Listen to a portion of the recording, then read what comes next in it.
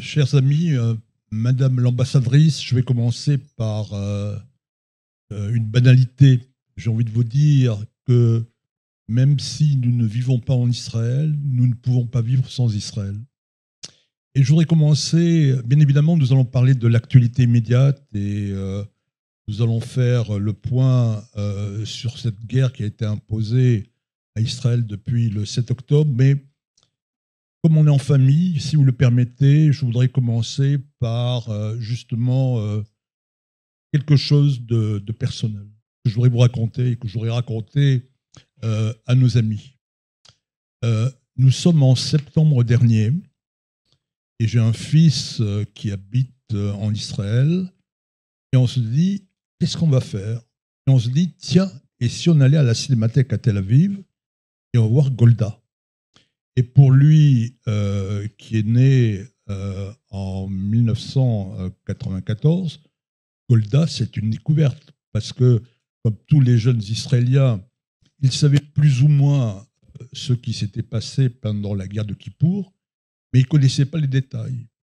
Et quand nous sortons de la cinémathèque, de ce film, on parle beaucoup.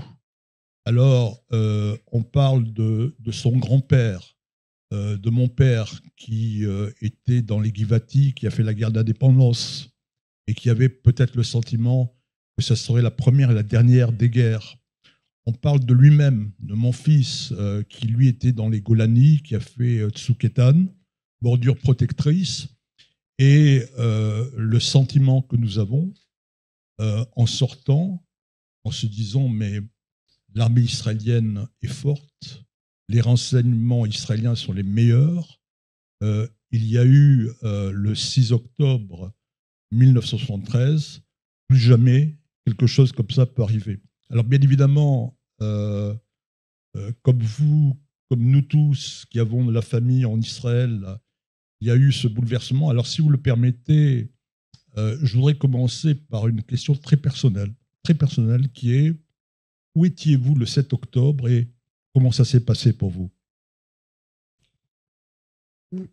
Merci, Chaim. Le 7 octobre, j'étais chez moi, à Tel Aviv, dans mon appartement qui n'a pas d'abri.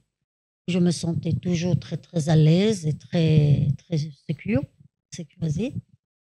Et je me réveille avec les sirènes.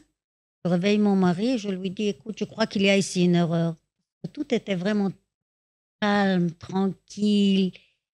Il n'y avait aucun signe d'une tension. Je ne parle plus d'un pogrom ou de quelque chose comme ça, mais même d'un incident. Il n'y avait aucune raison. Tout était calme. Les gens sont sortis le jour avant. C'était le jour de fête. Je dis, bon, il y a quelque chose qui ne marche pas.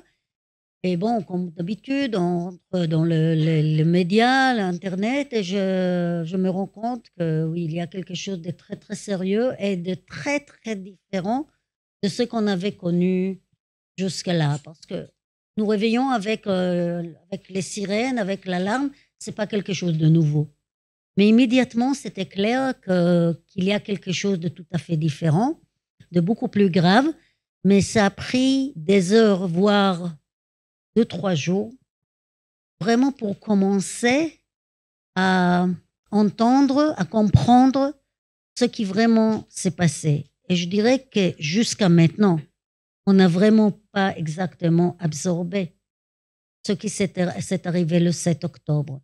Maintenant, le 7 octobre était quelque chose qui était une fracture, un trauma, qui est à niveau personnel de chacun et aussi individuel, et à niveau collectif, et à niveau national. Donc, c'est tous les trois. Et même les gens qui n'ont pas souffert, comme moi, bon, je connais quelques victimes parce que j'étais institutrice à l'école nationale, au Collège national de défense nationale. Donc, j'avais beaucoup de soldats pour mes étudiants. Donc, je connaissais pas mal des gens. Mais disons que de l'environnement le plus proche, des familles, des amis, il n'y avait pas de victimes. Et pourtant, nous étions tous dans un sentiment de deuil. Et ce sentiment de deuil continue en Israël jusqu'à maintenant. Je suis arrivée ici après le 7 octobre. Depuis là, j'ai eu l'opportunité d'aller en Israël 2-3 fois. Et je vois, parce que d'un côté, tout le monde me dit, mais la vie reprend, les gens sortent, les gens vont au café, les gens vont au restaurant, les gens vont au travail. Et pourtant, il y a quelque chose, une ambiance de très, très lourde en Israël. Et peut-être quelqu'un qui ne connaît pas Israël ne l'arrive pas à le sentir, mais pour nous, les Israéliens, vraiment, c'est un Israël qui est tout à fait différent de ce qu'on avait connu. Maintenant, ce sont des paradigmes qui se sont effondrés, individuels et collectifs, je le dis de nouveau. Par exemple, et je racontais cela plusieurs fois, donc si quelqu'un ici avait déjà entendu parler de ça, le 7 octobre, peut-être la première chose qui m'est arrivée dans la tête, c'est que heureusement, mes parents ne sont plus en vie. Parce que ma mère était enfant caché ici en France, elle est née en Belgique. Et pour elle, ces images d'une famille qui doit cacher ses enfants dans un armoire ou sous le lit, ce sont des images qu'elle avait vues. Elle est venue en Israël pour vivre en Israël exactement pour plus jamais ça. Et c'est ça qu'elle m'avait dit. Je l'ai fait pour sionisme, mais je l'ai fait parce que je ne voulais pas être persécutée comme juive encore une fois. Et je ne voulais pas mettre ma famille en danger en restant à l'étranger. Pour moi, Israël, c'est le refuge. Pour moi, Israël, c'est la raison d'être d'Israël. C'est non seulement État juif, mais vraiment servir comme un refuge pour les Juifs. Et mon père, qui était fondateur d'un kibbutz, et jusqu'au 7 octobre, je devais toujours expliquer où ça se trouve. C'est le kibbutz Reim, où était le festival de Nova. Toujours, j'ai dit, bon, mon père, il vit à Tel Aviv, mais il a commencé sa vie comme socialiste, fondant un kibbutz dans le sud. On me demande quel kibbutz, je dis Reim. On ne connaît pas cette localité. Je dois expliquer que ça se trouve tout à côté de Gaza, de la bande de Gaza. Et là, bon, les gens disent, d'accord. Et voilà, maintenant, je m'imagine quand je vois la génération de mon père qui est encore en vie, ce qui s'est passé dans ce kibbutz, comment à son âge, il aurait dû avoir maintenant plus que 90 ans, comment leur voir se déplacer de leur maison de toujours, de leur maison, de leur kibbutz qu'ils ont fondé pour vivre à Tel Aviv. Pour moi, c'est une sensation vraiment insupportable. Oui, alors je crois que vous avez tout à fait raison, c'est que on ne mesure pas toujours ici, en diaspora, le traumatisme des Israéliens. C'est-à-dire qu'ils font semblant de vivre, mais on est touché à la fois individuellement et collectivement parce que on a tous des gens qui sont ou à Gaza ou en Judée-Samarie ou dans le Nord. Il y a eu des morts, il y a eu des blessés, et bien sûr on parlera des otages, et effectivement c'est un traumatisme immense. Mais si vous voulez, on va parler de la politique, la réaction du gouvernement israélien face à l'agression du Hamas et du djihad islamique. C'est-à-dire que sous la direction du Premier ministre Benjamin Netanyahou, eh bien, le gouvernement a fixé deux objectifs. Un, la destruction du Hamas. Deux, retrouver les otages. Les otages qui aujourd'hui sont au nombre de 133. Alors, il y a eu à partir du 27 octobre l'opération terrestre. Il y a eu une première étape qui a été Gaza, puis Khan Younes, et puis depuis quelques semaines, on ne comprend pas très bien, même si le Premier ministre a indiqué que tout était prêt au fond pour leur hache pour aller à Rafah. Alors, j'ai envie de vous poser donc, après on reviendra sur les otages si vous le permettez, mais où est-ce qu'on en est véritablement aujourd'hui dans ce que j'appellerais l'opération de destruction, je vais employer un mot très fort, d'extermination du Hamas? Et bon, comme vous l'avez dit, Tout d'abord, cette guerre a été imposée. Ce n'est pas une guerre qui a été déclenchée par Israël, c'est une guerre qui a été imposée sur Israël après le 7 octobre, dans le contexte de 7 octobre. Et c'est vrai qu'il y avait deux objectifs à cette guerre. Un objectif qui est la libération des otages, dont nous allons parler, et l'autre qui est mettre fin au Hamas. Et qu'est-ce que ça veut dire mettre fin? C'est pas très clair, mais pour nous, c'est assez clair. C'est que Hamas ne soit plus une menace pour l'État d'Israël et que les gens qui vivaient dans le sud d'Israël et qui sont maintenant déplacés pourront rentrer chez eux. Cela ne veut pas dire aller et tuer chaque terroriste. Il y avait à peu près au début de la guerre 35 000 terroristes et plus ou moins la moitié ont été tués par Israël depuis le 7 octobre, entre 2 000 et 3 000 sur la terre d'Israël. Et ce sont des gens qui ont envahi Israël, qui ont commis le pogrom de 7 octobre, qui ont été tués en Israël. Le reste ont été tués pendant ces 6 mois de guerre à Gaza. Mais je crois que ce n'est pas l'essentiel. L'essentiel est que, tout d'abord, plus que 500 kilomètres de tunnels ont été détruits. 500 kilomètres de tunnels, c'est le double plus ou moins du métro de Paris. Vous pouvez vous imaginer combien d'années ils ont construit ces tunnels qui étaient vides et qui n'ont pas laissé leur propre population, par exemple, utiliser ces tunnels fortifiés pour se défendre. Donc, c'était fait que pour les terroristes, et on sait aujourd'hui aussi pour les otages.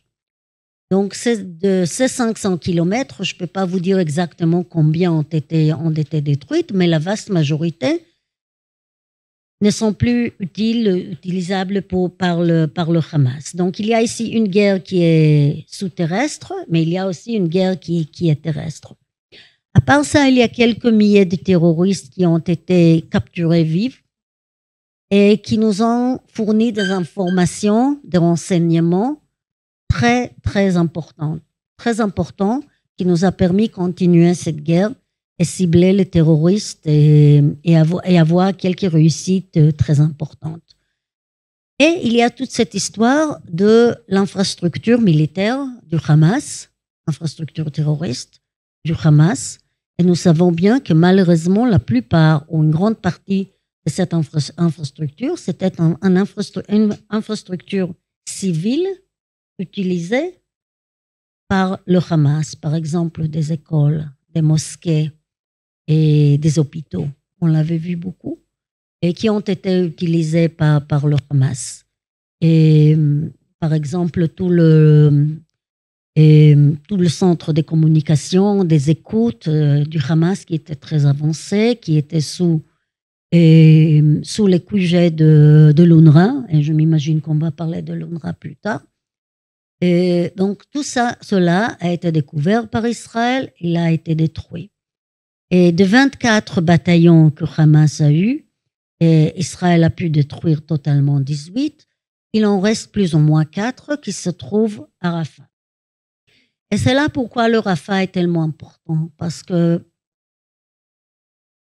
sans attaquer Rafah, avec toutes les conséquences que nous comprenons bien, le Hamas continuera et poursuivra à attaquer Israël. Tout d'abord, à attaquer Israël et deuxièmement, vraiment à faire souffrir leur propre population. Parce que la population de Gaza souffre. Ils souffrent des bombardements israéliens, mais ils ont souffert beaucoup avant aussi par un régime, parce que le Hamas n'est pas seulement un groupe terroriste, c'est aussi un régime tyrannique. Et donc, pour mettre fin au Hamas, malheureusement, nous savons bien qu'ils sont maintenant tous concentrés à Rafah. Les infrastructures sont là, les 4 bataillons sont là, et leur chef Sinwar est là, donc tout est là. Et pour nous, c'est un objectif mettre fin au Hamas. Pourquoi c'est un objectif mettre fin au Hamas? Tout d'abord parce que, vous savez, c'est très frustrant parce que quand on parle du 7 octobre, on parle toujours de représailles israéliennes. Ce n'est pas une question de représailles, c'est une question d'empêcher le prochain 7 octobre. Il faut écouter aux terroristes Ce sont des terroristes qui disent ce qu'ils pensent et ils font ce qu'ils disent. Et ils l'ont dit depuis des années. Notre idée est de détruire l'État d'Israël et tuer des Juifs. Pas de tuer des Israéliens, tuer des Juifs. Et ils ont dit même aux otages qu'ils ont libérés, on le sait parce qu'ils l'ont libéré, l'année prochaine, nous arriverons de nouveau à vous attaquer. Donc il y a ici un groupe terroriste qui veut vraiment détruire, qui est déterminé à détruire l'État d'Israël et à tuer les citoyens israéliens pour être juifs. Et ça, c'est quelque chose qu'Israël, bien sûr, ne peut pas permettre. On a eu déjà, depuis le 2005, depuis le retrait d'Israël, le retrait unilatéral d'Israël, on avait 4 cycles de guerre ou de conflits violents entre nous et le Hamas. Et toujours au dernier moment, Israël a accepté un cessez-le-feu, normalement par une pression internationale. Et c'est comme ça que Hamas est resté au pouvoir. Et le Hamas est devenu de plus en plus fort. Et voilà la situation où nous nous trouvons maintenant. Donc cette erreur, on ne va pas répéter. Il faudra mettre fin au Hamas. Et je crois que si Hamas reste au pouvoir, le message que cela va donner non seulement au Hamas et non seulement au Hezbollah qui veut aussi détruire Israël, mais à tous les groupes terroristes partout dans le monde, est un message qui est très, très dangereux. On peut avoir un pogrom et on peut rester. Et ça, c'est un pouvoir. Et ça, c'est quelque chose, bien sûr, que non seulement Israël, c'est le monde entier qui ne peut pas tolérer. Alors, vous dites que, à l'image du Premier ministre, que Tsahal va aller jusqu'au bout, mais tous les jours ou presque, il y a quelque part dans le monde une déclaration. Aujourd'hui, on a une déclaration commune de 3 responsables politiques, dont le premier président de la République française, où on dit qu'il faut aller à Rafah, il faut un cessez-le-feu immédiat. Alors, j'ai envie de vous dire, reprendre quelque chose que vous connaissez bien, seul contre tous. Est-ce que Israël va aller jusqu'au bout? Israël va jusqu'au bout dans le sens qu'Israël va mettre fin au Hamas, ou au moins au dispositif militaire du Hamas, pour que Hamas ne pourra pas menacer Israël. Maintenant, ce n'est pas qu'Israël n'est pas sensible à ce qui se passe à Gaza. Les photos que vous avez, nous en Israël, nous le voyons aussi. Et nous le déplorons. Nous les déplorons parce que les Gazaouis ne sont pas nos ennemis. Tout au contraire, jusqu'au 7 octobre, il y avait une sorte de cessez-le-feu. On avait vu ce que ce cessez-le-feu était amené. Israël, par exemple, a ouvert la porte et a laissé à 18 000 travailleurs de Gaza de venir en Israël, de travailler en Israël et de gagner plus ou moins 10 fois ce qu'ils avaient gagné à Gaza. Et tout cela avec l'idée d'aider à l'économie de Gaza et de laisser les Gazaouis non seulement survivre, mais avoir une vie qui est digne. Et malheureusement, toujours cela a été interrompu par un cycle de violence venant de la part du Hamas. Donc, il y a une volonté de la part d'Israël de minimiser et de réduire un minimum la souffrance des Palestiniens. Je parle bien sûr des citoyens, des habitants palestiniens, des gens qui n'ont rien à voir avec cette guerre. Malheureusement, c'est le Hamas qui utilise sa propre population comme bouclier humain. Tout d'abord, il se cache derrière la propre population. Il ne laisse sa propre population, il ne les laisse pas entrer dans les tunnels fortifiés. Ces tunnels fortifiés, c'est seulement pour eux. Il utilise les infrastructures civiles et par exemple, ils accumulent des armes dans des mosquées, dans des écoles, dans des hôpitaux. Donc, c'est très, très difficile pour Israël à prendre des mesures pour éviter totalement le dégât ou la perte de vie des Palestiniens et des... Nous faisons le maximum, nous travaillons avec beaucoup de précautions, nous avertissons la population, bien sûr.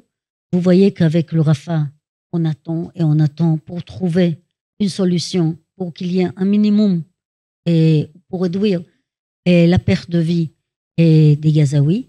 C'est pas facile. C'est une guerre et c'est une guerre sale et c'est une guerre où il y a des morts des civils. Parce que ça, c'est une guerre. Ça, c'est le caractère d'une guerre et surtout une guerre urbaine où le régime se cache derrière, le régime qui est un régime terroriste, se cache derrière sa propre population. Donc, il y a ici toute une situation déplorable, une situation tragique, mais il y a un seul responsable, c'est le Hamas. Israël prend toutes les précautions. Qu'il n'y a pas d'erreur, il y a des erreurs. Qu'il n'y a pas de morts, il y a de morts. Mais il n'y a rien à comparer entre ce qui s'est passé le 7 octobre, qui est un crime contre l'humanité, et les conséquences tragiques d'une guerre. Alors, bien évidemment, il y a la question que tout le monde se pose. Les Israéliens, le public, tout le monde. Vous allez peut-être y répondre, peut-être pas. Ce qui est, attendez, comment les Israéliens n'ont rien vu venir le 7 octobre, ça c'est la première question, et deux, où étaient les services de renseignement depuis 2005 et n'ont pas perçu que le Hamas, le djihad islamique, était en train de construire des centaines de kilomètres de tunnels. C'est la question qu'on se pose en Israël. C'est pas que je ne veux pas répondre à cette question, c'est seulement que je ne sais pas quoi dire parce qu'on n'est pas encore dans un état où on avait vraiment commencé les enquêtes. Mais je suis sûre qu'une fois cette guerre est terminée, et il y aura beaucoup d'enquêtes concernant comment ces choses sont arrivées, qui est responsable, pourquoi on n'a rien vu depuis 2005, pourquoi on avait pensé que la barrière technologique qui existe entre Gaza et Israël suffira. Il y a beaucoup de questions de qui est responsable. Il y a déjà plusieurs qui ont pris la responsabilité, autres qui n'ont pas pris. Nous attendons tous les enquêtes, mais ça va prendre du temps parce que tout d'abord, il faut mettre fin à cette guerre et puis on pourra faire des enquêtes. Non, c'est pas un secret que le 7 octobre nous a pris. Et c'est comme vous l'avez dit, c'était un jour après le 50e anniversaire de la guerre de Yom Kippour.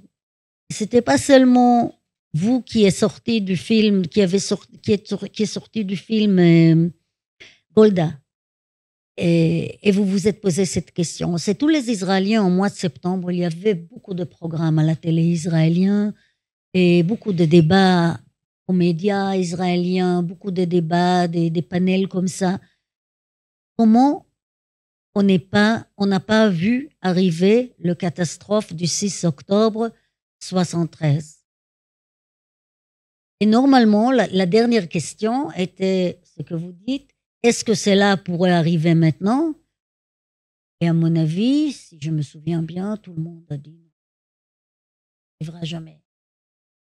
Et comme c'était le 6 octobre, quand on avait marqué le 50e anniversaire, donc les gens ont dit non le 6 le soir, et le 7, 12 heures après, eh bien, ça nous est arrivé.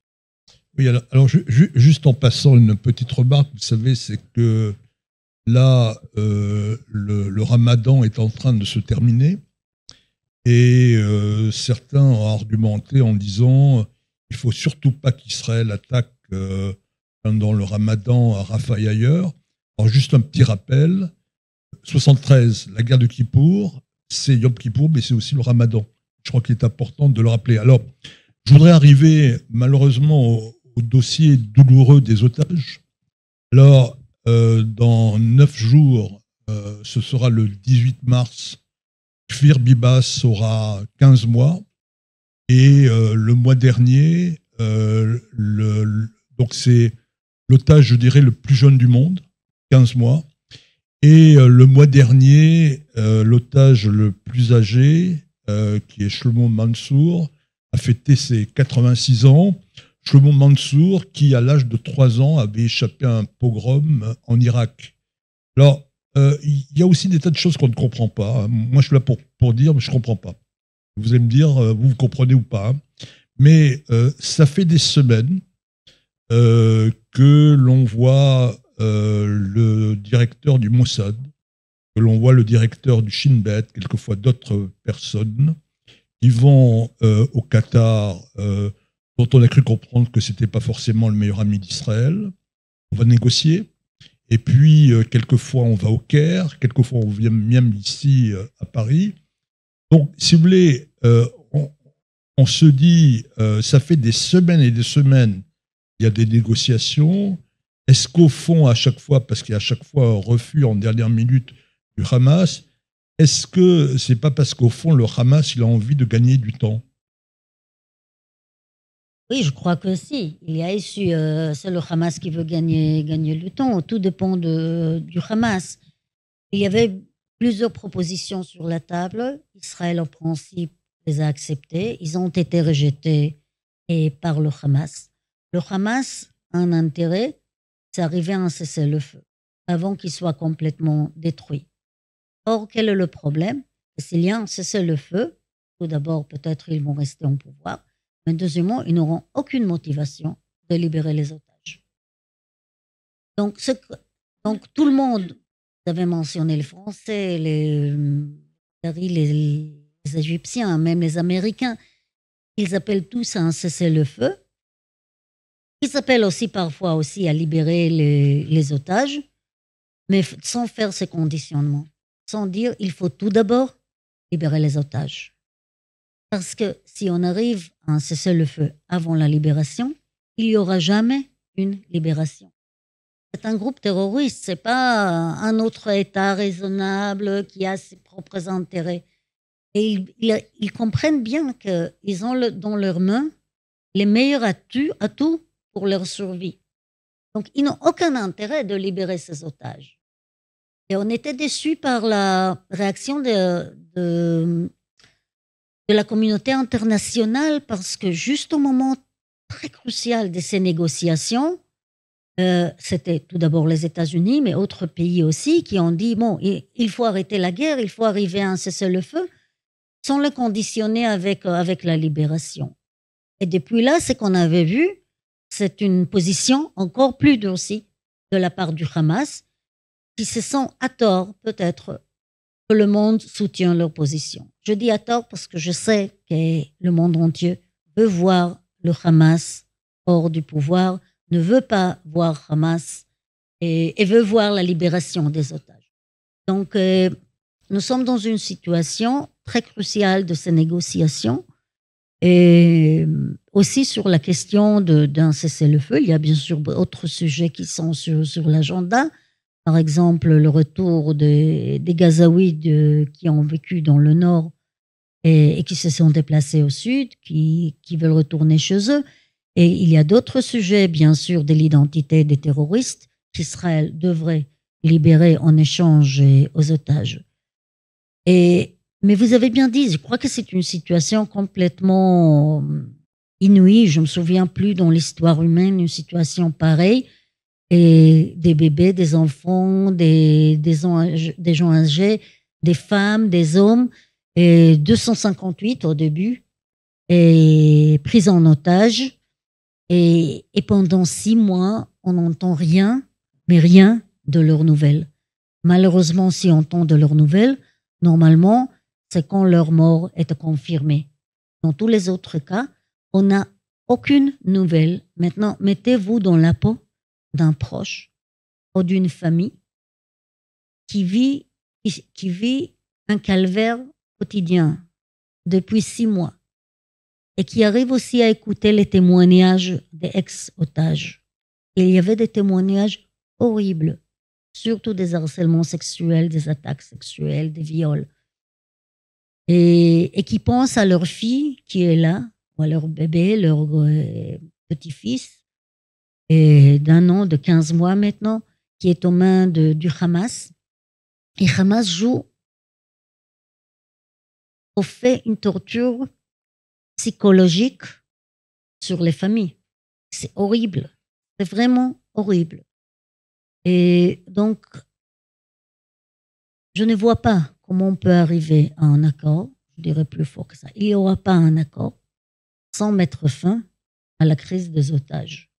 Parce que ce sont des familles, ce sont des enfants, ce sont des filles, et ce sont des hommes et des femmes qui sont aux mains du Hamas. Et qui subissent une cruauté et une barbarie, à mon avis, sans précédent. Et j'ai parlé aux professionnels, j'ai parlé plutôt aux juristes qui ont une perspective beaucoup plus grande, vaste que le mien. Moi, ceux qui m'occupent d'Israël, je connais moins d'autres cas, mais des juristes qui connaissent autres cas et qui m'ont dit qu'une barbarie pareille, ils n'ont jamais vu dans le monde. Et en même temps, j'ai envie de vous dire que ce n'est pas une surprise, parce qu'il faut quand même rappeler que le Hamas est la branche palestinienne des frères musulmans, dont le but est de détruire tous les juifs. Et on se souviendra que le premier chef des frères musulmans, dans ce qui à l'époque était la Palestine mandataire, c'était le grand moufti de Jérusalem. Donc je dirais qu'il n'y a pas de hasard. Alors, moi j'ai envie de vous poser une autre question qui est, cet après-midi, une nouvelle fois, Anthony Blinken a dénoncé l'attitude du Hamas, qui, une nouvelle fois, n'accepte pas les conditions. Et en même temps, alors, bien sûr, il faut faire attention à ce que disent les médias. On a l'impression que le président Biden, qui est un vieil ami d'Israël depuis Golda Meir, justement, a quelquefois des attitudes, qu'est-ce qu'on va dire, inégales, où en réalité, je dirais c'est pour la parade, puisqu'il a livré il y a 2 semaines des bombes, des avions, etc. Alors, on n'arrive pas très bien à comprendre où en est aujourd'hui la relation entre Israël et les États-Unis. Les États-Unis est le meilleur allié d'Israël et l'allié le plus important. Et aussi Israël, c'est l'allié le plus important des États-Unis. Et cela n'a pas changé pendant ces 6 mois. Et à mon avis, ne va pas changer, au moins à court terme. Je ne sais pas dans l'avenir. Et ce sont des relations qui sont basées sur des valeurs communes. Ils sont basés sur des intérêts communs. Ils sont basés sur quelque chose qui est très, très important pour les États-Unis. Quand ils soutiennent un pays, ils ne veulent pas combattre au lieu de ce pays. Et Israël est peut-être l'un de très peu alliés d'un pays qui est en conflit et qui n'a jamais demandé aux États-Unis de combattre au lieu d'Israël. La défense d'Israël, c'est la responsabilité d'Israël. Ça reste sur Israël. Cela dit, Israël dépend beaucoup du soutien américain, que ce soit un soutien militaire, que ce soit un soutien financier ou que ce soit un soutien diplomatique. Mais entre amis et entre alliés, il y a parfois des désaccords. Maintenant, je ne suis pas sûre que c'est une question personnelle. Si Anthony Blinken a une position différente de Biden ou pas, il y a quand même une campagne électorale aussi aux États-Unis qui compte. Et pour nous, les Israéliens, vous avez commencé, la première question était sur mon sentiment personnel. Je peux vous dire que quand le président Biden est venu en Israël juste après le 7 octobre, et il a parlé de tout son cœur, de son soutien à Israël, les Israéliens ont pleuré. Et je dis, moi aussi. C'était quelque chose de tellement émouvant, c'était quelque chose de tellement authentique. Le soutien, la solidarité, le chagrin qu'ils se sentaient avec Israël. Et cela est quelque chose de très profond et qui reste. Cela dit, il y a toujours des désaccords. Oui, les Américains veulent voir la fin de cette guerre. Oui, ils appellent à un cessez-le-feu. En même temps, ils appellent aussi à une libération sans condition des otages. Ils mettent une pression sur Israël, ils mettent une pression vraiment très très grande sur les Palestiniens aussi, et surtout sur les Qataris et sur les Égyptiens, que eux, ils fassent tout de leur possible pour faire une pression sur le Hamas.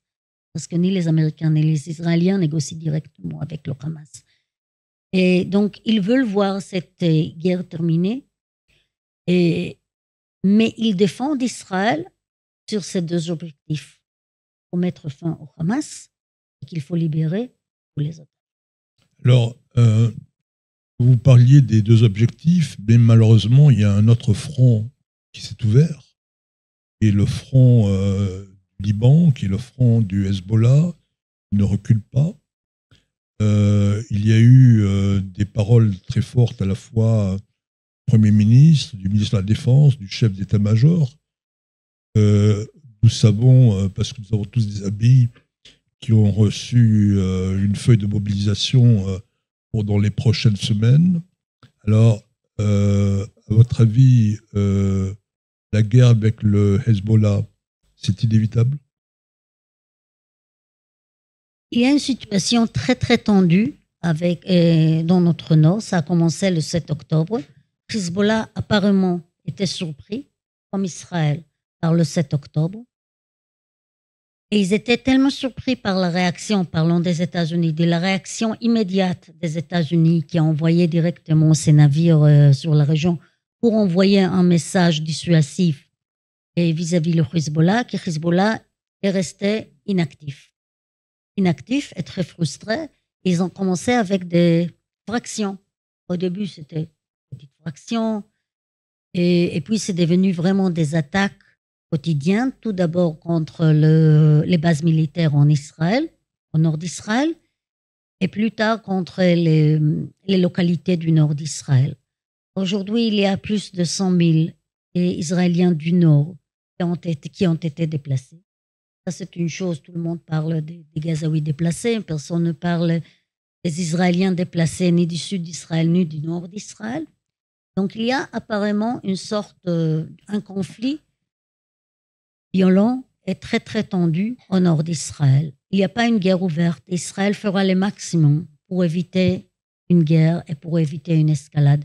Ce n'est pas de notre intérêt qu'il y ait une escalade, voire un embrasement régional. Cela dit, Israël se prépare à tous les scénarios. Nous regardons ce qui se passe au nord. Nous savons que le Hezbollah est très fort, est beaucoup plus fort. Ils ont des capacités beaucoup plus importantes que le Hezbollah. Nous comprenons ce que cela veut dire, surtout pour la population qui vit au nord d'Israël, qui ne peut pas rentrer chez eux. Et donc, pour nous, c'est une situation qui est insupportable et inacceptable. Nous espérons bien avoir à résoudre ce problème et pouvoir changer la réalité sécuritaire du Nord et du Sud et par des voies diplomatiques. Je parle maintenant du Nord par des voies diplomatiques. Il y a des voies diplomatiques. Cela dit, nous sommes prêts à tous les scénarios. Maintenant, vous avez mentionné Hezbollah, qui est beaucoup plus fort que le Hamas, qui regarde ce qui se passe au Sud, qui se demande si Hamas va rester au pouvoir ou si Israël va aller jusqu'au bout. Et c'est aussi l'une des raisons pourquoi Israël va aller jusqu'au bout.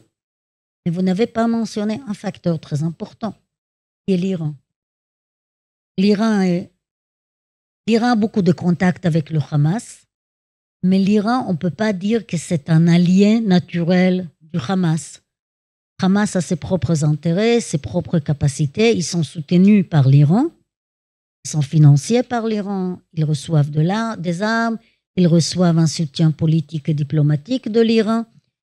Mais ça n'a rien à voir avec les relations entre le Hezbollah et l'Iran. Le Hezbollah, c'est vraiment un allié naturel.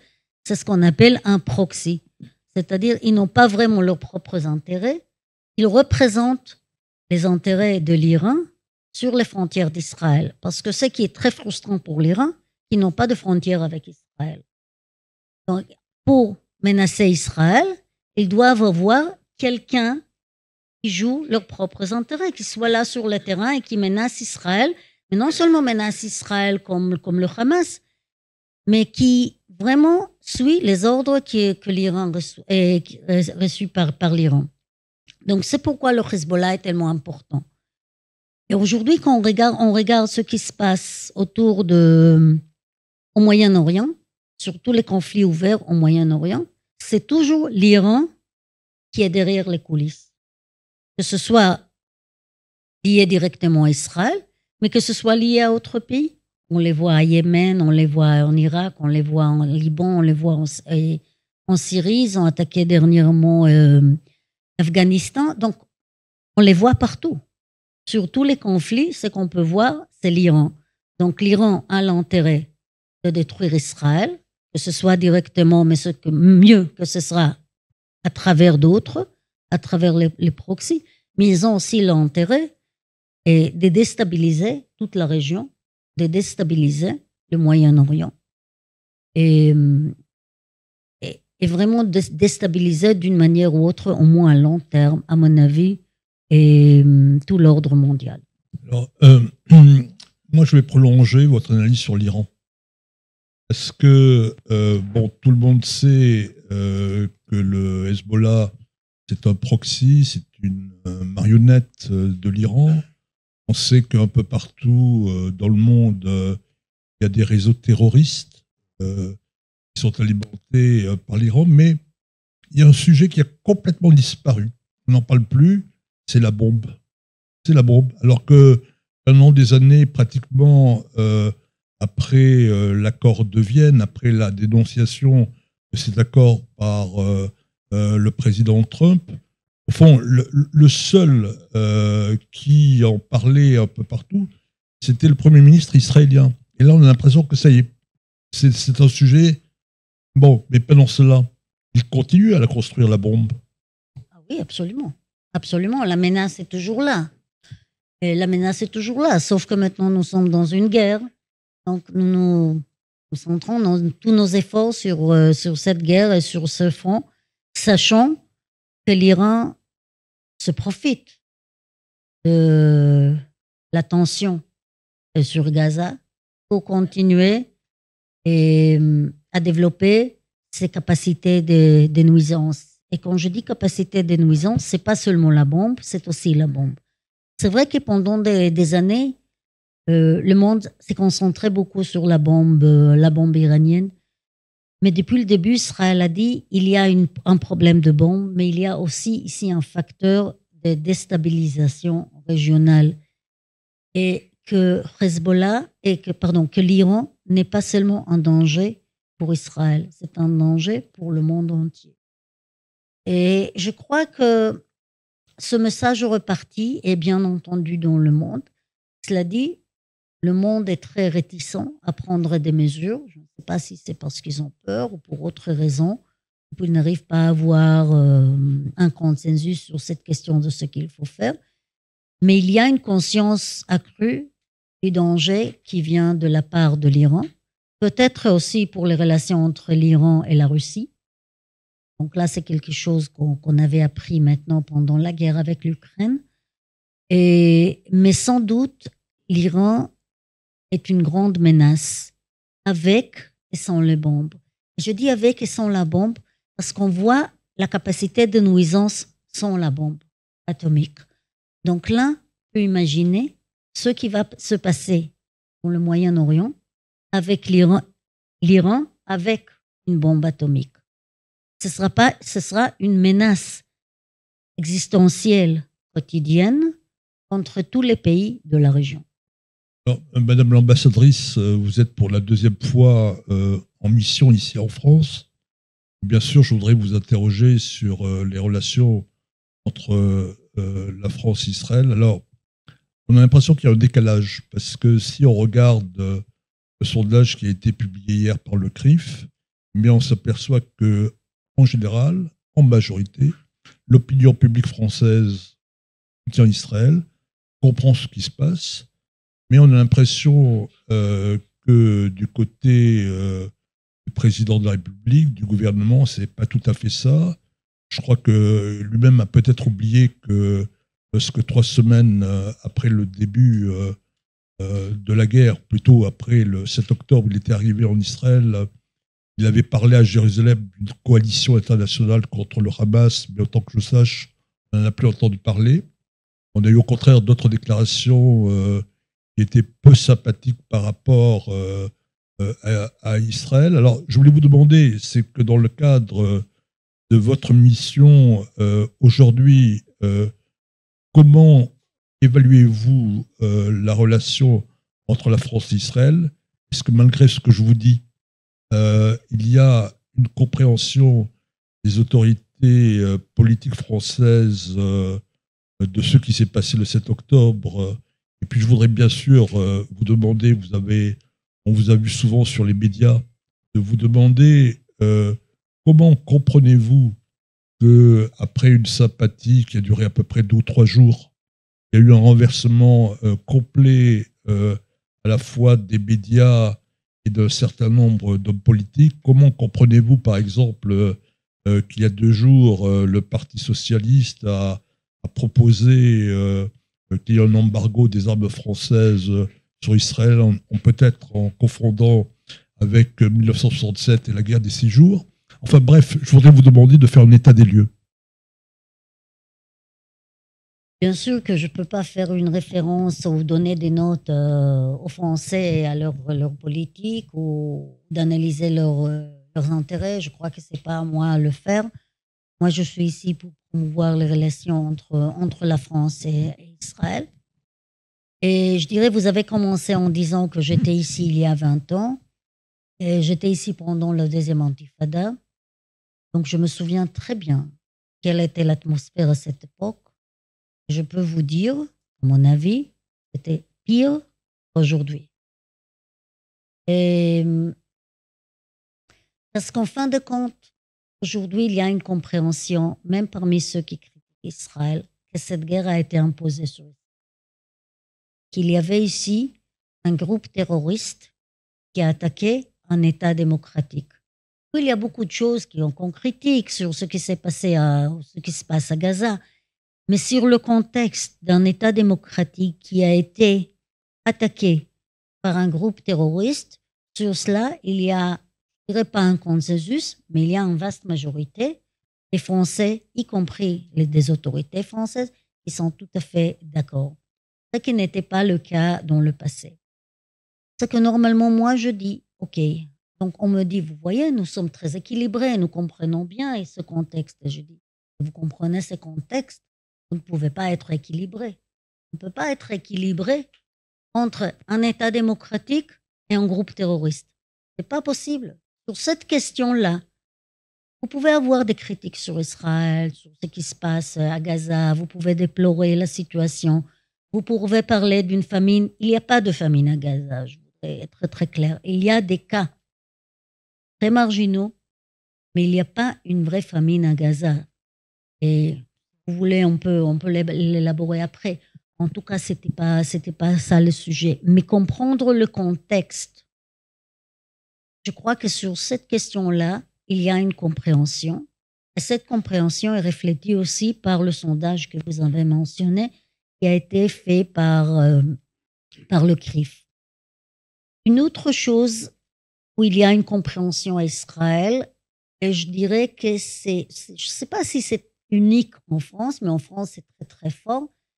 C'est vraiment cette compréhension que ce qui s'est passé le 7 octobre pourrait, d'une manière ou autre, se répéter aussi ici. On a vu, par exemple, dans ce sondage, si je me souviens bien, que le 92% des Français pensent que ce qui s'est passé le 7 octobre pourrait, d'une manière ou autre, arriver ici. Il n'y a pas un 82% qui soutiennent Israël. Mais au moins, même parmi ceux qui critiquent Israël, il y a une compréhension ou une vague idée qu'Israël, d'une manière ou autre, combat aujourd'hui un combat qui est un combat ou qui est à l'avant-garde d'un combat qui est un combat mondial. Donc sur cette question-là, je crois aussi qu'il y a une sorte de compréhension qui n'existait pas avant.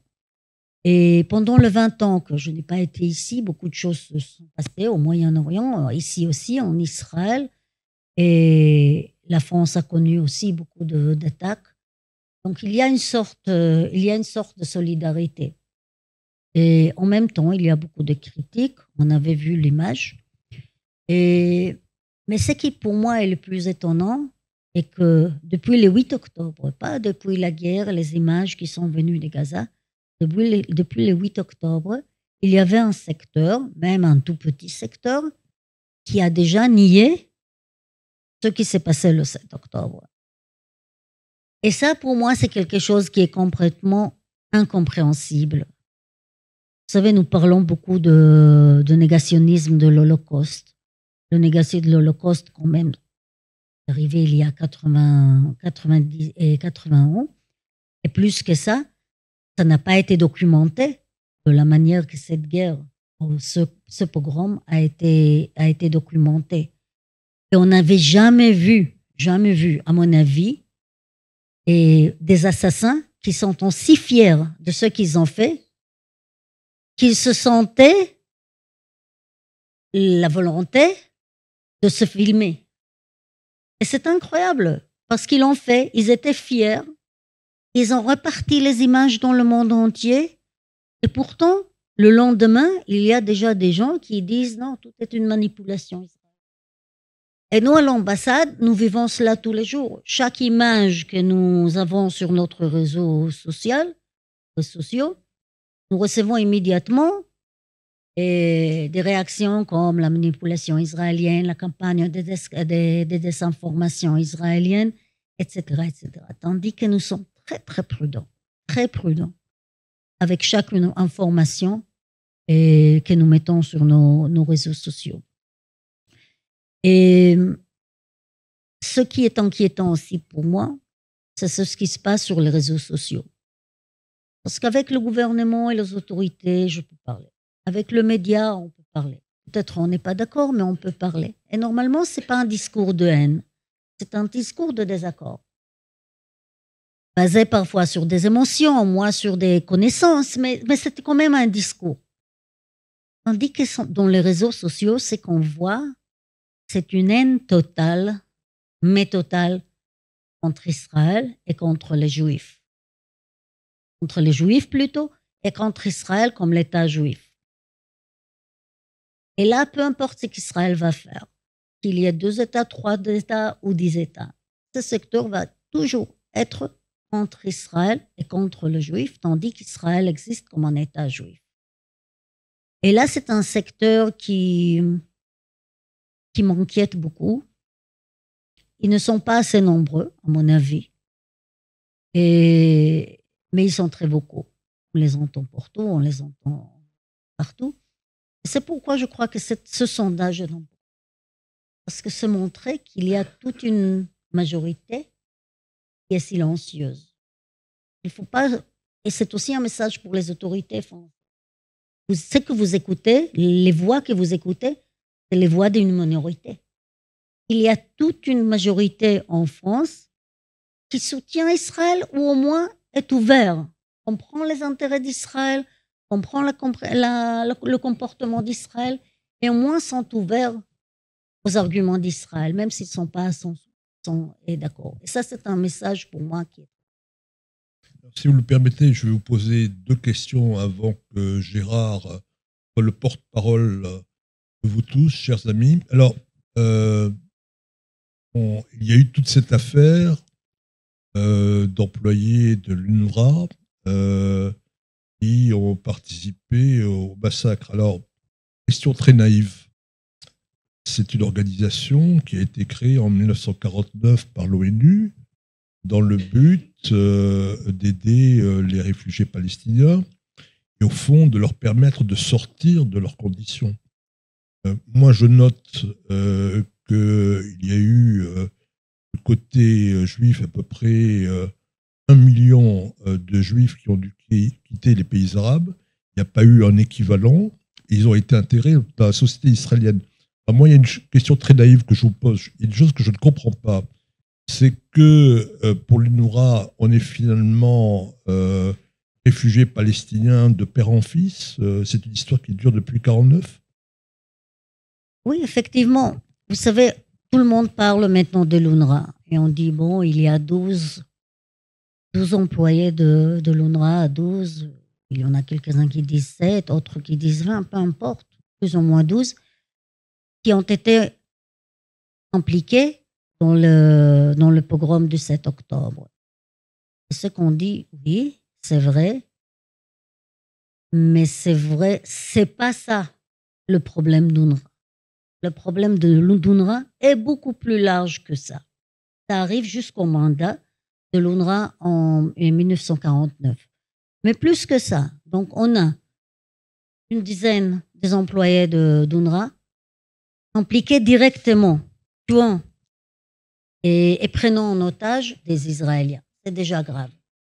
Deuxièmement, à peu près 3000 employés d'UNRWA qui sont membres du Hamas. Dont 30 directeurs d'école. Vous pouvez imaginer qu'il y a 30 écoles d'UNRWA à Gaza qui sont dirigées par un terroriste. C'est incroyable. Puis on parle de la radicalisation des jeunes, de ce qui se passe avec les jeunes palestiniens. Eh bien, si vous avez un directeur d'école qui est terroriste, qu'est-ce qu'on peut attendre? Et puis, il y a le sujet de l'utilisation de l'infrastructure de l'UNRWA par les terroristes, surtout des écoles et des hôpitaux. Avec leur accord, si le centre de communication le plus grand du Hamas est vraiment à la proximité d'une école d'UNRWA, ils ne peuvent pas dire qu'ils ne savaient rien. Ils n'ont rien entendu, qu'ils n'ont rien vu, qu'ils n'ont rien su. Ce n'est pas possible. Si ça arrive une fois, d'accord, mais si ça arrive 1, 2, 3, 4 fois, 10 fois, apparemment, il y a ici un gros problème, vraiment un gros problème. Donc, il y a aussi ce sujet-là de l'utilisation des infrastructures de l'UNRWA. Et puis, les manuels scolaires. Comme vous le savez bien, ce sont les Européens, les Américains, le monde occidental qui financent l'UNRWA, qui financent les manuels scolaires du Gaza, des Palestiniens en général, et des Gaza en particulier, et avec des messages d'incitation, de haine contre les Juifs, etc. Et puis, il y a un sujet encore plus profond, qui est ce que vous dites. C'est tout le mandat de l'UNRWA, comment ils ont commencé en 49. Dans le monde entier, je ne veux pas entrer en détail, il y a apparemment 2 organisations censées à soutenir des réfugiés. L'un, relativement petit, avec peu d'argent, qui s'occupe de tous les réfugiés de tout le monde, et autre l'UNRWA, avec un très gros budget, avec beaucoup d'employés, qui s'occupe seulement des réfugiés palestiniens. Et ça, c'est déjà un peu bizarre, je dirais, un peu biaisé. Et là, on arrive par exemple, il y a 2 statuts tout à fait différents des réfugiés. Et dans le cas d'UNRWA, sans entrer dans l'autre statut, effectivement, ces statuts de réfugiés passent d'une génération à l'autre. Bon, là, c'est quelque chose vraiment qui est complètement incroyable. Et comme vous l'avez dit, côté israélien, il y avait en 1948 beaucoup de juifs et de centaines de milliers de juifs et qui sont arrivés en Israël des pays arabes, qui ont été chassés des pays arabes, qui auraient dû être aussi réfugiés. Sauf qu'Israël leur a accordé citoyenneté immédiatement, ce qui ne s'est pas passé avec les pays arabes. Ils ont pris les Palestiniens peut-être, mais sans leur donner une citoyenneté, les laissant sous le statut d'être réfugiés. Et là, vraiment, c'est une situation impossible. Maintenant, en 2024, commencer à corriger tout cela, c'est peut-être impossible. Mais au moins, essayer de démanteler UNRWA et de trouver une autre solution, et surtout en particulier à Gaza. Je ne parle pas maintenant d'autres régions, ni des pays arabes, ni de Judée et Samarie. Mais au moins à Gaza, essayer de trouver une autre option, je crois que c'est quelque chose qui doit être considéré et par le monde. Alors, une dernière question. Vous avez été, jusqu'à, je dirais, ces derniers mois, chargé d'affaires d'Israël à Rabat, au Maroc. quelque chose d'absolument passionnant, même d'historique, de se dire, il y a depuis quelques années des relations diplomatiques entre Israël et le Maroc, comme il y en a avec d'autres pays dans le cadre des accords d'Abraham. Alors, on a vu à la télévision des manifestations anti-israéliennes au Maroc, mais en même temps, ce que je note, c'est que aucun des pays qui a signé les accords d'Abraham avec Israël n'a rompu ses relations diplomatiques. Alors, j'ai envie de vous demander quel est aujourd'hui l'état des lieux dans ces différents pays. Au Maroc, bien sûr, vous avez représenté Israël. Et puis, on ne parlait que de ça. Avant le 7 octobre, on disait, à la fois du côté israélien et du côté de Riyad, que l'établissement de relations diplomatiques entre Israël et l'Arabie saoudite, ça allait se faire. Alors, si vous voulez, terminons par une période, je dirais, quelques mots d'espoir. Effectivement, je vais commencer peut-être par une note un peu personnelle et sur le Maroc. Vous savez, je suis diplomate de carrière depuis 30 ans et je fais plein de choses. J'ai fait plein de choses dans ma carrière. Et les choses les plus banales que je fais dans le monde entier, quand je suis arrivée à Rabat, ça a eu un significatif très spécial. Je vais vous donner une chose complètement, une toute petite chose quotidienne. Et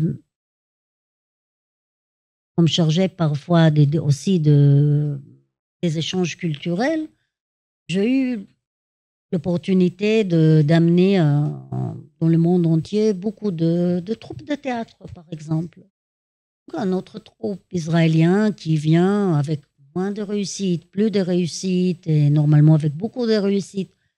Et en France ou en Argentine, où j'étais à l'époque attachée culturelle, ou en Espagne, ou à Belgrade, mes destinations, c'est formidable. Ça fait partie de mon travail, c'est tout à fait banal. Par contre, arriver à Rabat, à la salle de Mohammed V, à Rabat, et une salle de 1000 personnes, et voir 1000 personnes applaudissant un théâtre israélien, avec les drapeaux israéliens, avec l'hymne de Hatikva. Je ne sais pas comment partager ce sentiment. C'est quelque chose de très significatif. C'est être témoin de quelque chose qui est historique. Pas seulement être un témoin actif. Jouer un rôle dans une histoire qui s'inscrit. Donc, c'est vraiment quelque chose de très fort. Et autre chose qui est très liée à ça. Vous savez, un des problèmes que nous avons dans notre paix, surtout avec la Jordanie et l'Égypte, c'est une paix entre des gouvernements, entre les autorités. C'est une paix qui est basée sur des intérêts communs. Le peuple, en Jordanie, en Égypte, ils n'ont rien à voir avec cette paix. L'Israël ne l'intéresse pas. Il y a beaucoup de manifestations contre Israël. Pour eux, Israël reste l'ennemi. Heureusement, il n'y a pas une guerre. Ils ne doivent pas mourir. Ils ne doivent pas aller combattre. Mais ils n'ont rien en faveur d'Israël, en général. Ils sont très contents qu'il n'y ait pas une guerre, c'est tout. Mais à part ça, la haine contre Israël reste. Et le peuple ne joue pas le rôle. Israël ne les attire pas, ils ne viennent pas en Israël, ils ne veulent pas connaître Israël, ils ne veulent pas connaître les Juifs. Par contre, ce qui s'est passé au Maroc, c'est tout le contraire.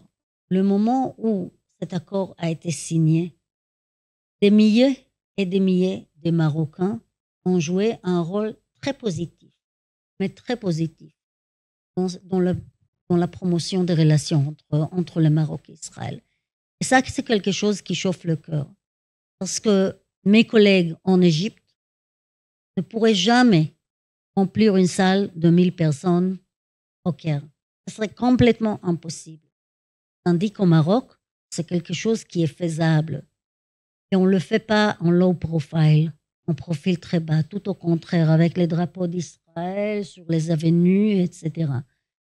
Donc, il y a vraiment ici une convergence d'intérêts et d'intérêts du gouvernement et des autorités et la volonté des gens. Et c'est ça, les accords d'Abraham. Tout d'abord, le nom, bien sûr, Abraham, qui est le père commun de nous tous. Et il y a quelque chose, aussi avec le pays des Golfe, que je connais moins, quelque chose de très profond, d'une vraie volonté de connaître Israël, de connaître les Israéliens, d'avoir des échanges culturels, d'avoir une paix, ce qu'on appelle une paix chaude, qui n'est pas basée seulement sur les intérêts. Maintenant, on avait parlé de l'Iran. Au début, quand on a parlé d'une sorte de normalisation, d'un potentiel de normalisation avec des pays entre Israël et des pays arabes, et surtout du Golfe, on a dit, bon, c'est clair, ils ont un ennemi commun. L'ennemi commun, c'est l'Iran. Le pays des Golfe, ils veulent avoir des alliés pour pouvoir mieux se protéger. Ils ont besoin d'Israël. Israël a dit depuis le début, non, c'est pas seulement ça. C'est important, c'est très important de pouvoir nous protéger ensemble ou de réunir ensemble et contre un ennemi commun. Par contre, il y a quelque chose qui est beaucoup plus profond, qui est basé sur des intérêts communs, sur des valeurs communes et sur une vraie volonté de développer l'économie, etc. Et donc, c'est comme ça que les relations avec les pays du Golfe et avec le Maroc ont été développées. Et ce n'est pas un secret que le timing du 7 octobre pourrait aussi avoir quelque chose avec la proximité que vous avez mentionnée entre Israël et l'Arabie saoudite. Vraiment, le Hamas se sentait complètement isolé vis-à-vis cette normalisation entre Israël et ses voisins. Et bien sûr, l'Arabie saoudite, c'est quelque chose de symbolique, c'est quelque chose de très important, parce que c'est un pays qui est l'un des pays leaders des pays arabes, un pays très, très grand, et le centre religieux est sunni, et donc une sorte de normalisation entre Israël et l'Arabie saoudite sera un vrai game changer. Et dans le Moyen-Orient, et le Hamas l'entendait très très bien. Et sans doute l'une des raisons pourquoi ils ont choisi d'attaquer Israël, je m'imagine, à part la volonté de détruire Israël, c'est vraiment mettre fin à ces négociations, à cette approximation entre Israël et l'Arabie saoudite. Et pour moi, maintenant, on est déjà après le 7 octobre, peut-être l'une des choses les plus symboliques de la victoire d'Israël sur le Hamas serait continuer cette normalisation avec l'Arabie saoudite et avoir des relations encore plus fortes avec les pays des accords d'Abraham. Et à mon avis, c'est quelque chose qui est faisable. Merci. Alors, je vais demander à Gérard de recueillir.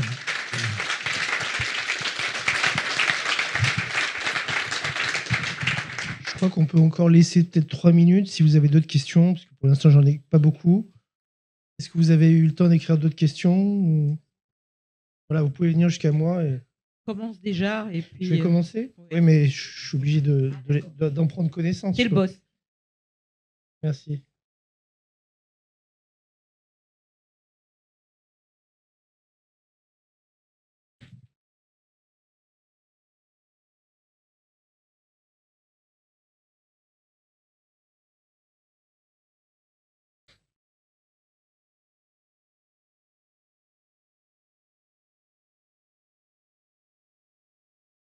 Ok. Alors, on va commencer par la première question d'une personne qui aurait bien voulu poser la question elle-même, mais tu avais clairement défini la méthode au début, Patricia. Donc, je vais essayer d'être son porte-parole. Elle s'appelle Elisabeth Belisha. Elle nous précise qu'elle a travaillé à la mission permanente d'Israël à l'ONU à Genève. Et elle nous pose une question qu'elle dit elle-même être assez technique, qui touche au legal warfare.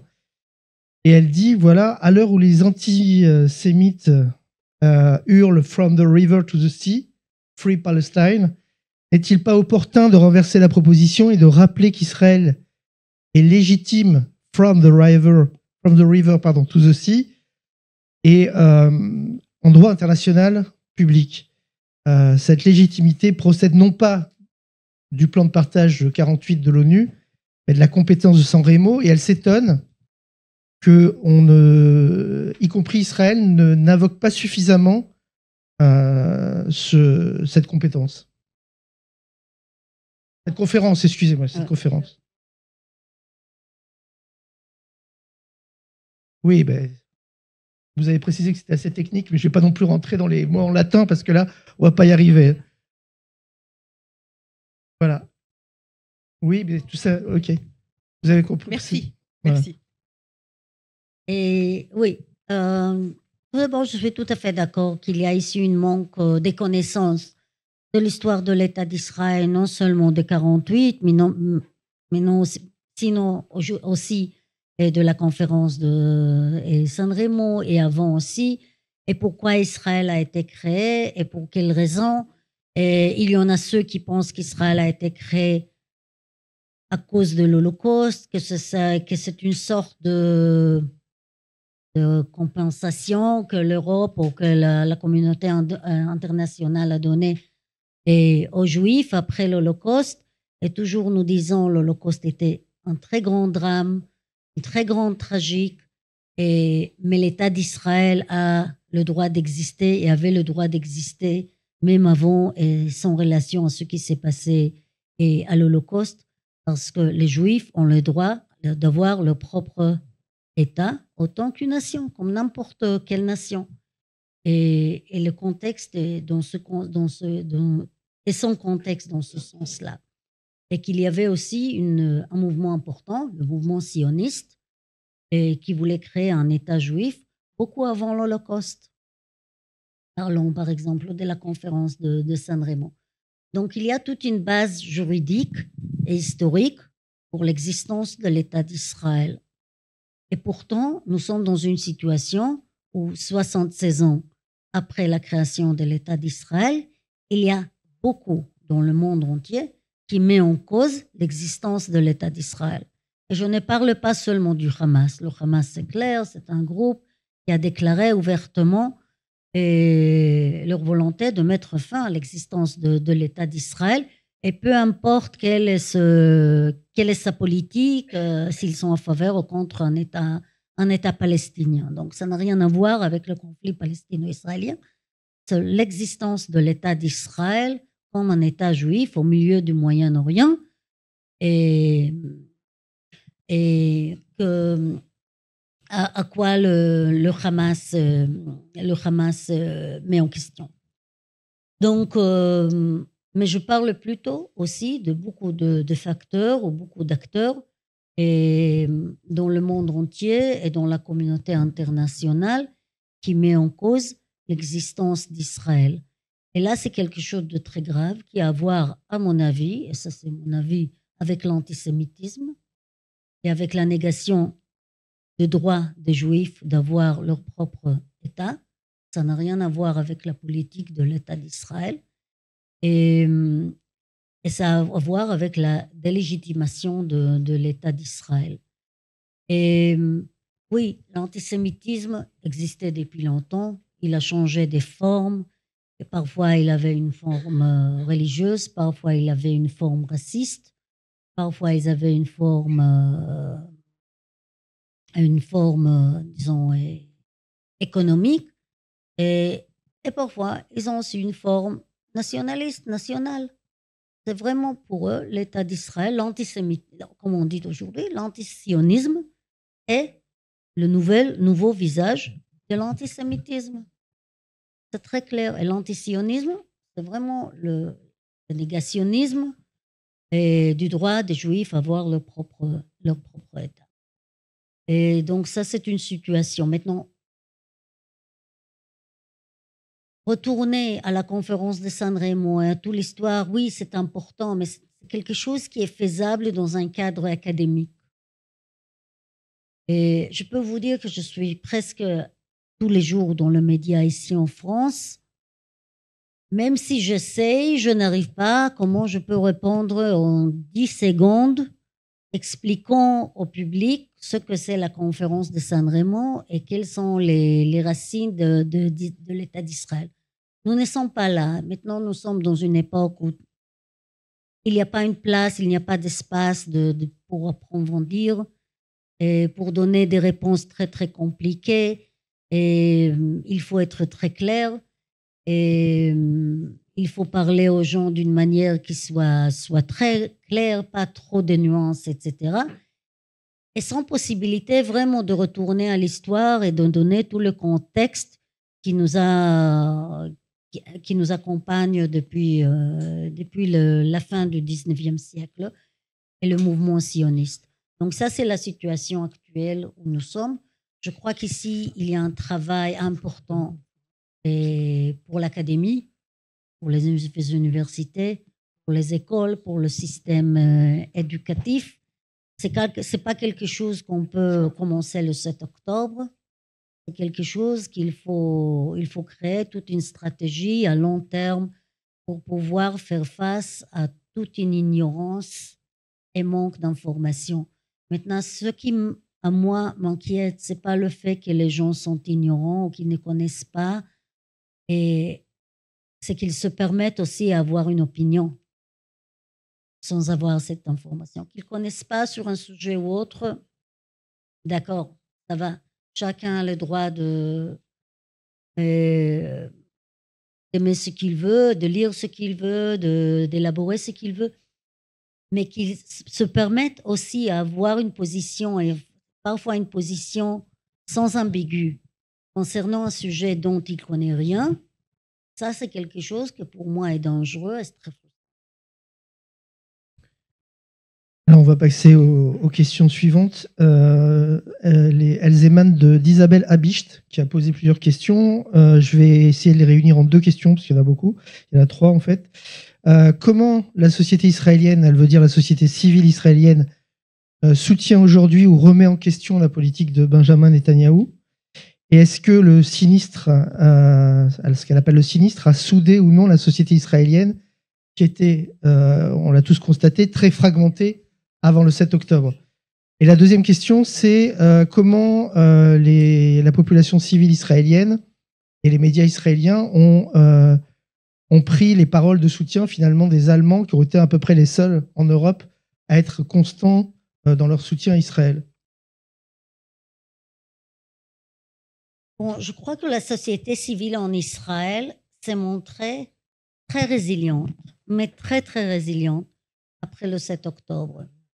Et s'il y avait quelque chose que moi m'a beaucoup impressionné, c'est la manière que la société israélienne a réagi d'une manière aussi immédiate et en comprenant parfois avant le gouvernement quels sont les besoins, quelles sont les nécessités et comment on peut faire face à ces nécessités.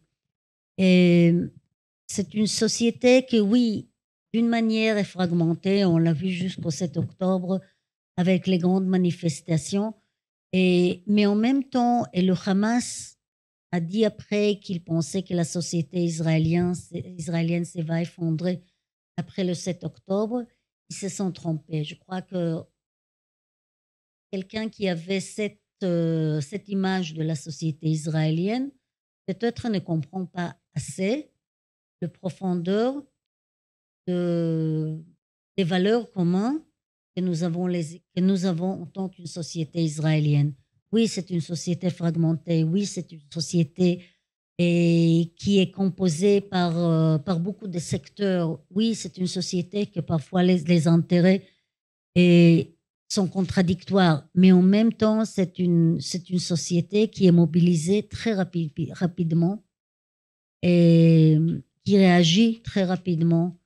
Et je crois que la société israélienne a réagi d'une manière exceptionnelle. Et la société israélienne n'aurait pas pu le faire sans le soutien des communautés juives dans le monde entier.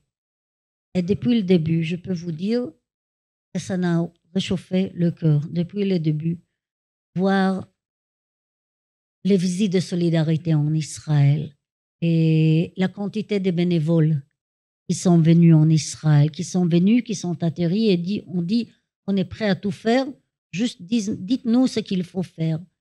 et ceux qui ont soutenu financièrement et ceux qui ont soutenu politiquement et Israël. Je crois que vraiment c'est quelque chose qui nous a chauffé le cœur et nous a montré une fois de plus, et malheureusement dans une situation de guerre, comment le peuple juif est fort et solidaire et malgré tout est réuni et uni. Donc, je tiens cette occasion aussi à vous remercier. Et concernant l'Allemagne, je dirais très rapidement que peut-être ça a quelque chose à voir avec ce que j'ai dit avant. Peut-être qu'il y a des peuples qui ont beaucoup plus de conscience à ce qui s'est passé dans ce cas-là pendant l'Holocauste, qui connaissent mieux l'histoire et qui peuvent mieux apprendre les leçons et prendre les conclusions nécessaires. Dans ce cas-là, l'Allemagne avec le soutien à Israël. Et cela dit, je crois que dans le monde entier, dans la communauté, dans la plupart des pays européens, y compris la France, il y a vraiment cette compréhension du droit d'Israël et du devoir d'Israël à se défendre. Peut-être il y a parfois un désaccord sur le moyen de le faire, sur ce qui pourrait ici paraître comme quelque chose de très agressif et une politique de jusqu'au boutisme. Mais sur cette question de la nécessité, du devoir et je crois, de se défendre, je crois que nous avons un soutien important et de la communauté internationale.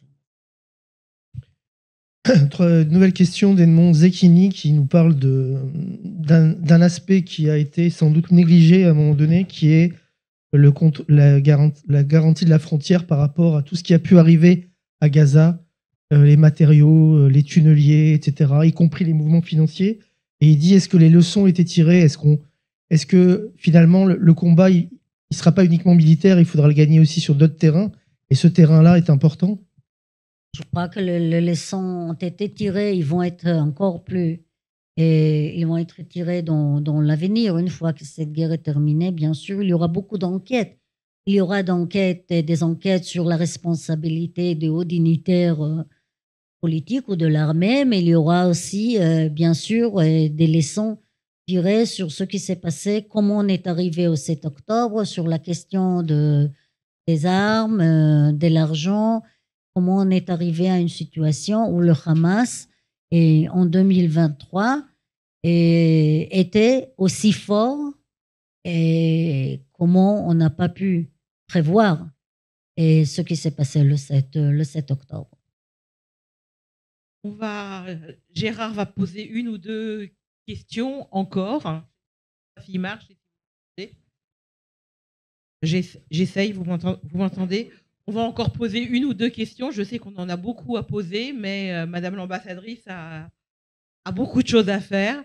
Donc, encore une ou deux questions, Gérard. Alors, je suis désolé pour ceux qui nous ont écrit une question qu'on ne pourra pas reprendre.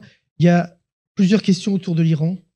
On nous interroge sur la réalité de la résistance en Iran. On nous dit aussi pourquoi, justement, s'il y a cette résistance à l'intérieur, pourquoi on ne coupe pas la tête de l'hydre iranien avec la bombe atomique. Donc il y a une question. Alors je vais résumer. Il y a deux questions géopolitiques. Il y a une question par rapport à l'Iran et une question vous avez abordé le rôle des États-Unis et l'importance des États-Unis pour Israël, mais l'importance aussi du rôle de Poutine et de la Russie dans le sens inverse, qui s'est servi quelque part de la situation pour continuer ce qu'il faisait en Ukraine et qui surtout a reçu le Hamas à plusieurs reprises, lui et Lavrov en Russie. Donc comment se positionner par rapport à ça ? On a l'impression qu'Israël était gêné par rapport, enfin c'est décrit dans une des fiches, par rapport à Poutine et à la Russie. Et bon, sur l'Iran, je crois que j'ai pratiquement tout dit. Oui, l'Iran est un danger non seulement à Israël, c'est un danger pour le monde entier, et surtout pour les pays du Moyen-Orient, et pas seulement Israël. C'est l'une des raisons pourquoi nous avons ces accords, nous avons conclu ces accords d'Abraham. Mais comme j'ai dit, c'est pas la seule raison. Et l'Iran est en danger sur tous les fronts géographiques, que ce soit la Syrie, le Liban, le Yémen, Houthis, nous avons vu maintenant l'Afghanistan, l'Irak, etc. Et encore plus loin, même en Afrique. Mais sur beaucoup de dossiers. Il y a le dossier de la bombe atomique, il y a le dossier de soutenir des groupes terroristes et avoir beaucoup de proxys qui pourraient combattre au lieu de l'Iran, que ce soit contre Israël ou sur autres destinations aussi. Il y a aussi ce qu'on n'avait pas évoqué, ce qui se passe en Iran, à l'intérieur de l'Iran. Et avec une population de plus en plus déprimée, de plus en plus et avec un régime qui est de plus en plus tyrannique. On avait pensé que pendant 50 ans de pouvoir, ils vont être plus modérés, ils vont trouver un compromis. Apparemment, non, ils deviennent de plus en plus extrémistes, même concernant l'oppression de leur propre population. Donc oui, c'est un vrai problème. Et concernant la Russie, je dirais que pour nous, pour beaucoup d'années, la Russie était un pouvoir, mais un pouvoir qui est hors, géographiquement, je parle, politiquement non, mais géographiquement, était loin d'Israël. Or, depuis la guerre civile en Syrie, la Russie a eu une présence physique avec des soldats, avec des experts en Syrie, et sur la frontière d'Israël. Donc, depuis la guerre de la Syrie, la guerre civile en Syrie, Israël s'est trouvé dans une situation tout à fait différente où la Russie où les Russes sont devenus un voisin d'Israël d'une manière ou autre, dans le sens qu'ils ont eu une présence sur la frontière d'Israël. Et cela a changé beaucoup. Et la position d'Israël vis-à-vis de la Russie, la nécessité de voir une sorte de dialogue ou de sorte d'une compréhension de ce qui sont les lignes rouges entre nous et la Russie, parce que la Russie était présente en Syrie, et comme vous le savez bien, de temps en temps, Israël attaque la Syrie. Ou mieux dire, il y a des attaques en Syrie qui ne sont pas revendiquées par Israël, mais sont attribuées à Israël, peu importe. Mais tout à coup, nous devons prendre les Russes en considération. Donc, depuis le 7 octobre, bien sûr, les Russes se sont profités de la situation pour pouvoir peut-être faire oublier de ce qui se passe avec eux, mais aussi d'avoir des liens encore plus forts avec l'Iran, par exemple.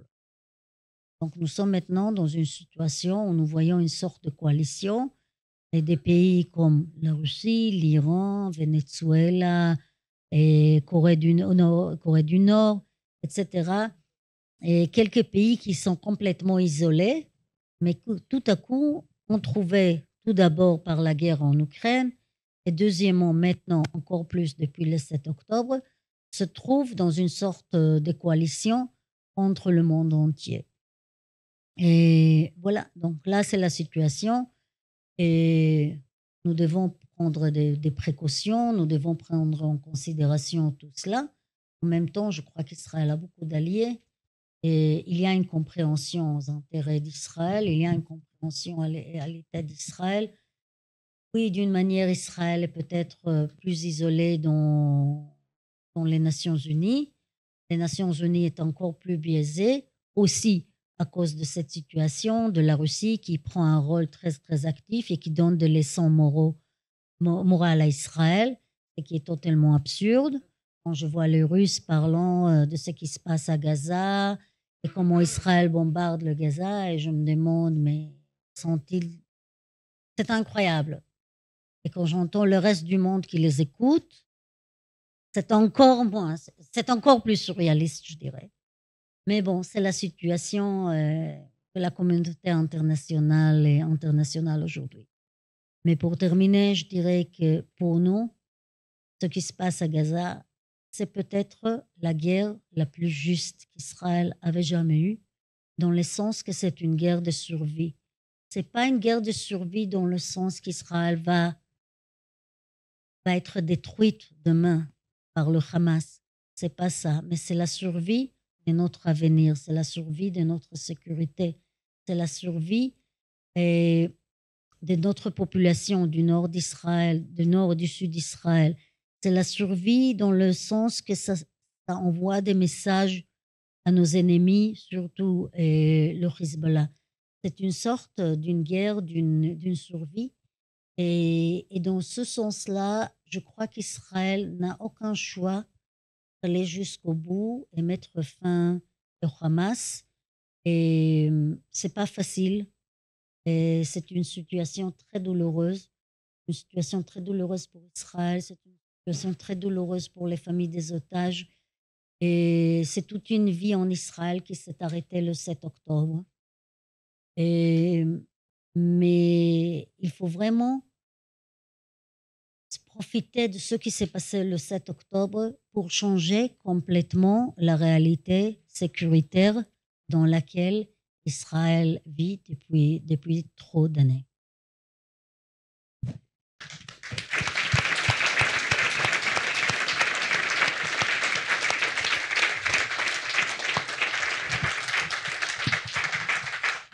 Merci beaucoup, Madame l'ambassadrice.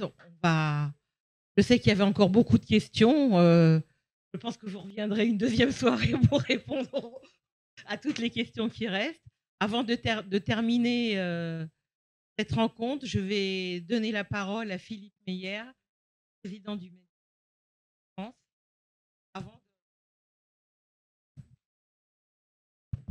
Bonsoir à tous. Merci beaucoup, Madame l'ambassadrice, pour tout ce que vous avez dit ce soir. C'était extrêmement important de vous écouter, de vous entendre, pour deux raisons.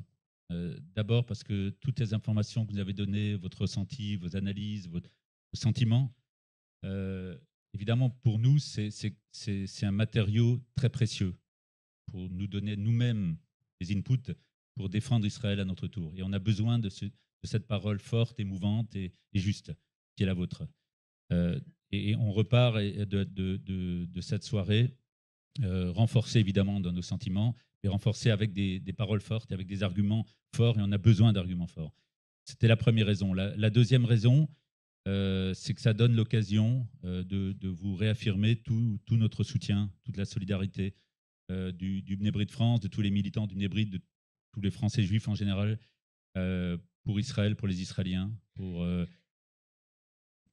ces 6 mois de cauchemar depuis ce Shabbat noir dont on a parlé ce soir.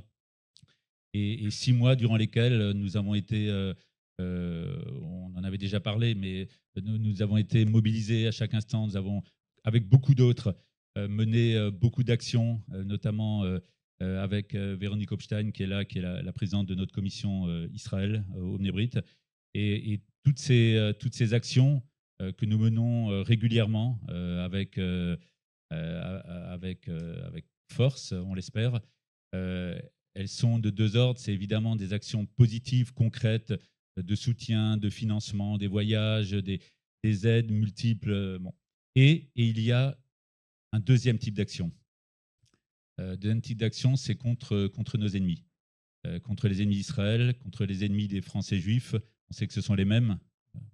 Tout ce débat sur l'antisionisme et l'antisémitisme, on sait que c'est rigoureusement la même chose. Et tout ce combat contre les ennemis d'Israël, donc tout ce combat pour Israël, sur les réseaux sociaux et ailleurs, vous en avez parlé, on essaie d'être actif. C'est au final de tout, c'est le combat pour la vérité. Et combattre pour Israël aujourd'hui, c'est combattre pour la vérité. C'est combattre contre toutes les haines, et notamment contre la haine anti-juive. Et dans ce combat pour la vérité, on a besoin d'entendre des messages comme ce soir. Donc pour ça aussi, merci beaucoup de nous aider dans ce combat pour la vérité. Et un grand merci à la loge Georges Gershwin, à sa présidente Patricia Wasserman, qu'on peut applaudir, et à Chaim Musican pour avoir animé ce débat. On reste à vos côtés, évidemment, toujours, tous les jours. On ne faiblira pas, et merci infiniment pour tout. Merci. Merci.